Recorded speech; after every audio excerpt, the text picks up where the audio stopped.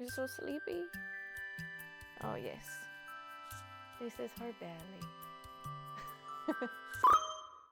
Hi kids, welcome back to another pizza party. I'm Mrs. Pizza. This is Winnie. This is Winnie's belly. And we are here today to do something that I've decided to call Recap Roulette. So in the year 2022, or as I like to call it, 22, because we all know what 22 I'm talking about, I read 200 books. And I've seen a lot of fun videos of people basically doing quick little recap of books that they read and whether or not they enjoyed it, recommend it, how many stars they gave it. But a lot of these people have 60 books, 100 books that they read in a year. At 200, that's too many. That's too many. I don't want to do that 200 times. That doesn't sound fun.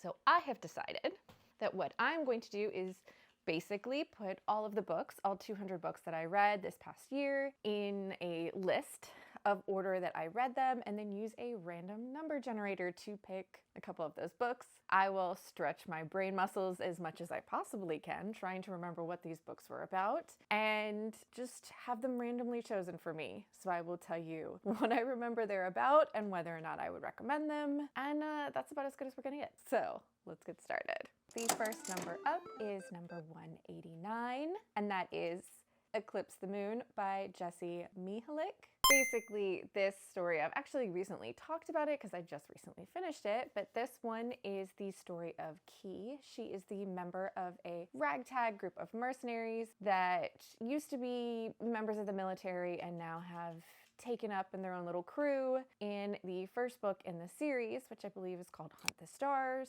This group of mercenaries gets hooked up with a group of aliens from the opposing side of the war, and the two captains of these two groups, you know, they be having themselves a little love affair. So in the second book, we have Key, who is a member of the human crew, who gets big hard eyes for Varro, who is a member of the alien crew, and Eclipse the Moon is their romance. Do I recommend it? Sure. If you've read the first one, I actually enjoyed the first one more, but it was fine. If you like a little space sci-fi romance when the aliens kind of just look like humans, this was fine.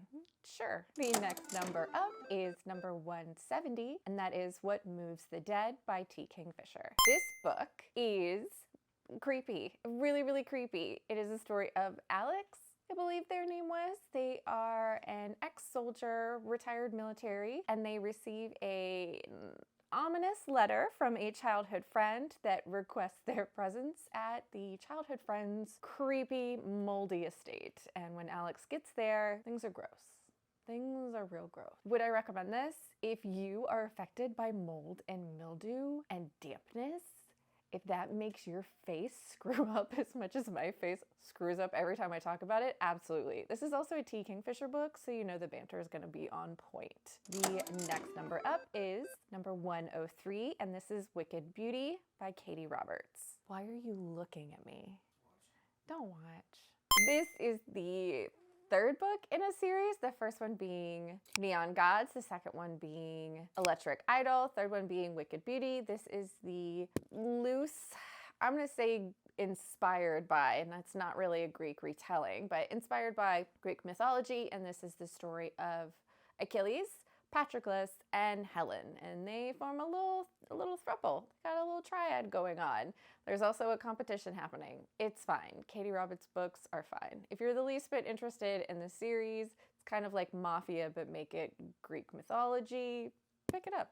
Good time, easy reads. The next book on the list is going to be number 3, and that is Defy the Night by Bridget Kemmerer. Now this book is the first book in a, so far, I think it's going to be a trilogy, but it is, so far only 2 books have been published. This is a Robin Hood-esque type fantasy YA, where our main character is our Robin Hood type character. Basically, the kingdom has befallen to an illness that no one can really figure out what's going on, and the only cure that they have found is this very rare flower. Well, as you can imagine, the rich have a lot of access to this flower and the poor don't, so our Robin Hood character takes it upon themselves to distribute this medicine to the poor. In doing so, she gets wrapped up and eventually caught by the prince, who is the king's brother, and the justice, or the hand justice, something, the hand of the justice court king, words. Basically, he's a super bad guy and he does super bad stuff. You know, YA, fantasy, also some romancy times. Would I recommend it? Sure. If you like romance and YA fantasy type stuff, this was a good time. The next number up is number 80, and that is Alpha. I do not remember off the top of my head who wrote this book. It was like Tia Rain. I'm gonna go with Tia Rain. I don't know if that's right, but I said it with confidence. This is actually a dark sci-fi romance, is what I would call it. I think it's actually classed as paranormal, but I would call it sci-fi. It is a story of a woman who is in a very bad marriage situation. Her family's not too great to her, and she is abducted and brought to a testing facility where they are making super soldiers, and she is there for nefarious reasons. And the super duper of all the super soldiers' names is Alpha. Now, there's 3 point of views, I believe, in this, or maybe it's just 2, but basically one of the point of views that we're getting in this story, I remember, was kind of our villain, who is the doctor in charge of all of the experiments going on. Would I recommend this? If you like darker romances or you're into sci-fi that doesn't involve aliens, absolutely. I really had a good time with this. Is it perfect? No, but it was fun and it was a crazy ride. So I definitely recommend. Next up is number 117, and that is Nettle and Bone by T. Kingfisher. This book, I feel like, was all over social media this past year as T. Kingfisher has kind of come into their stride, and just all over Bookstagram, all over BookTube, just TikTok, everything. All the social medias. T. Kingfisher's name is there. A lot of people have figured out that T. Kingfisher is going to be one of their favorite authors, just like they're one of my favorite authors. Nettle and Bone is the story of the youngest of 3 sisters, even though she is a full-grown adult. Her oldest sister was married off to a prince when they were very young and died under mysterious circumstances, so then the middle sister was married off to the same prince. And this last sister, the youngest, who is our main character, was kind of kept in seclusion to be basically kept in reserve in case sister number 2 perished and they needed another sister to give the king, prince, whatever he was. So our final sister has decided to go on a mission to save her sister from this bad prince. I feel like I remember the tagline for this is, "This isn't this story where the princess or the girl marries the prince. It's the one where she kills him." This was a lot of fun. It sounds like it would be super dark, but it's not. It's very fairy tale. T. Kingfisher does amazing found family and banter, and also just seems to be able to sneak really fun animal companion / characters into their books. There's a demon chicken in this one, and it is phenomenal. We have a found family that goes on a journey to save our main character's sister from the super bad prince. There you go. Would I recommend it? Absolutely. Anything T. Kingfisher writes, I recommend. Next up is number 86, and that is going to be When She's Married by Ruby Dixon. This is one of the Ristiverse novels. If anybody knows anything about me, is that I like Ristiverse. It is my favorite alien romance series. I believe this one is about a prisoner who he was a fugitive and he's caught on Rista 3, and basically he's either going to be deported to a prison planet or has to get hitched to one of the human ladies that's on our farming refugee planet. So he chooses the latter, marries our main character, and the 2 of them have been through a lot of bad stuff but decide to do this marriage situation for mutually beneficial reasons. And you know, they actually fall in love because it's an alien romance. Would I recommend it? Of course. I love the Ristiverse. Is this my favorite in the Ristiverse? No, but it was a good time, like all of Ruby Dixon's books. Next up on the list is number 74, and that is Jack Frost. This book, I don't remember who the author was off the top of my head, but I do remember this is the only book from this author. Well, I think I tried 2 books and I really enjoyed this one, did not enjoy the other one. Jack Frost is the story of, I believe she is environmental activist and she is in Antarctica. I don't remember what exactly for, but while she's there, she falls through a hole in the ice when she gets separated from her group, and in falling through this hole in the ice finds herself in an ice castle, wanders through this ice castle and finds a sleeping personification of winter who just happens to be kind of like an immortal god or something. His name is Jack Frost, and she awakens him, and shenanigans ensue. This one was fun. You know, it's a romance between Jack Frost and a lady. It's a fantasy romance situation. Would I recommend it? Sure, if that sounds interesting to you. This didn't knock my socks off, but it was a good time. Next up is gonna be number 104, and that is The Beast by Jenica Snow.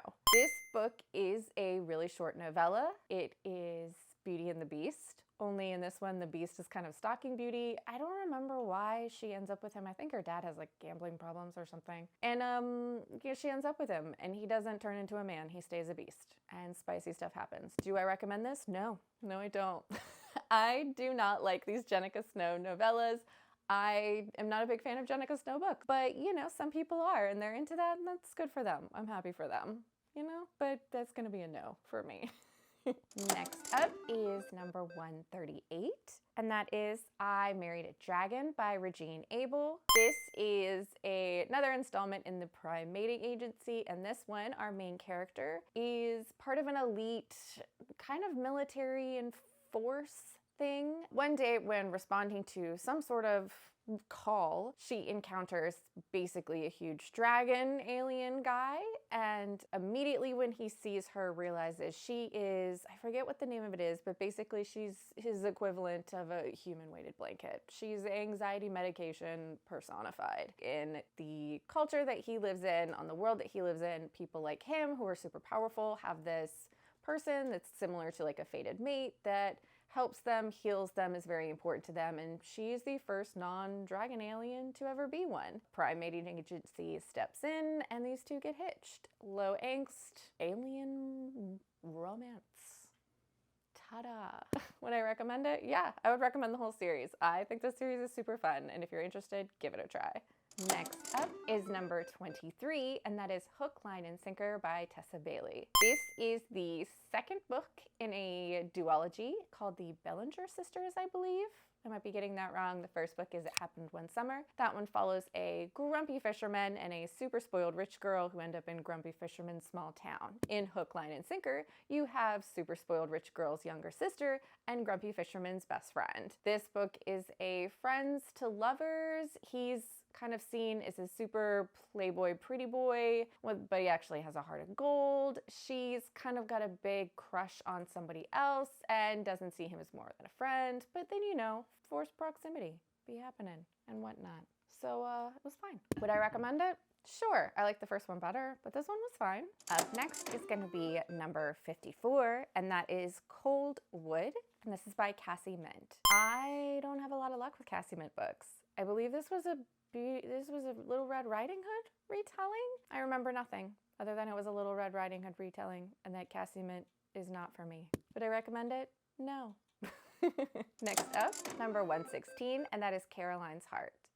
This is actually a super sweet little novella. This is the story of, gosh, what was their name? It is a story of a cowboy who was born a female but identifies as male and has been living as a male unbeknownst to everyone around them.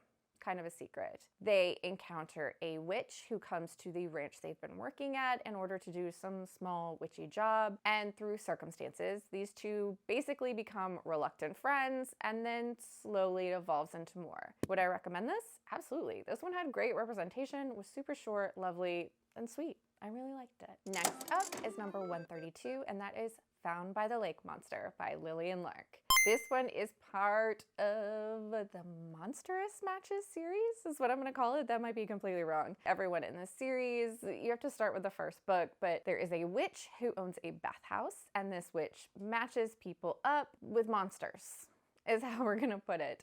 This one found by the lake monster. Adrian, our lake monster, has been to the matchmaking witch because he's a little desperate. He needs to get matched pretty soon. Time is running out and he's been set up on a date. It's not a perfect match, but it's something. So Adrian, while patiently waiting for his date, accidentally stumbles upon Amy. Now, Amy is not his intended date. She is there with a group of friends monster hunting. She doesn't really think she's gonna find a monster, but you know, just in case, she came along. And when Adrian accidentally assumes Amy is his date, Amy plays along. A little bit of mistaken identity, and this one was a lot of fun. I mean, Adrian, I just remember that he baked like fresh bread for his date. Adrian was adorable. I love all of Lillian Lark's monster romances that I've read so far, and this was a fun installment to the series. Do I recommend it? Absolutely. If you're into that kind of thing, this was a good one. And the last number on our recap roulette is going to be number 5, and that is King of Battle and Blood. This one is, I feel like it was everywhere for a little while, super hyped. I didn't love it so much. From my recollection, again, this was the 5th book I read, so it's been a while, but this one was about a girl who's being married off to the leader of a rival kingdom, and that rival kingdom just happens to be run by vampires. She is using this opportunity to perhaps, I don't know, try and kill the vampire and free all of his people, free everyone from his oppressive rule. But things are not always what they seem, and you know, vampire spicy times. I didn't love this one, and as you can tell, not much stuck with me. It was fine. I've had a lot more fun reading romances that involve vampires than I want to kill you, but I might be falling in love with you vibes. So I caution you that this is an average okay good time. No, I wouldn't really recommend this one. But that, kids, was a little bit of recap roulette. That was super fun and an easy way for me to just talk about some books that I haven't really talked about in a long time. And I made it through 2022, reading 200 books. I'm surprised I remembered as much information as I did. But that, kids, is the end of this pizza party. It's getting late here. Winnie's passed out. We're done. But I hope you're reading good books wherever you are, and I'll talk to you soon.